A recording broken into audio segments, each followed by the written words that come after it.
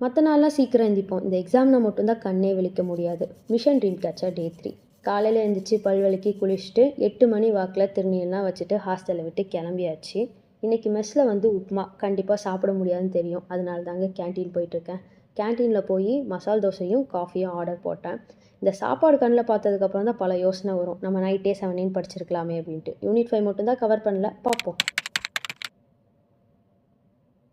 ஒரு வழியாக எக்ஸாம் முடிச்சுட்டு ஃப்ரெண்ட்ஸோட நார்மல் டிஸ்கஷன், நான் அந்த கொஷின் அட்டன் பண்ணேன், இதுக்கு என்ன ஆன்சர் வந்துச்சுன்னு டிஸ்கஸ் பண்ணிவிட்டு மெஸ் ஹாலுக்கு நடந்து போயிட்டுருக்கோம்.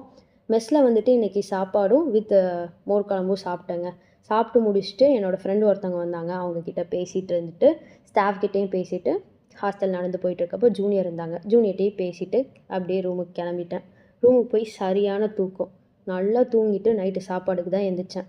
நைட்டு சாப்பாடுக்கு வந்துட்டு சாப்பாடு, பீட்ரூட் பொரியல் ப்ளஸ் பெப்பர் சிக்கன், ஒரு வாழைப்பழம். இதோட டின்னர் முடிச்சுட்டு வீடியோ எடிட்டிங் மிச்சம் இருந்துச்சு. ஸோ வீடியோ எடிட்டிங் பண்ணிவிட்டு நைட்டு தூங்கலான்னு ஒரு ஐடியாவில் தான் இருந்தேன். எடிட்டிங்கே லேட் ஆயிடுச்சு. முடிச்சுட்டு தூங்கிட்டேங்க. நாளைக்கு பார்க்கலாம் என்ன பண்ணலாம் அப்படின்ட்டு. Thank you all.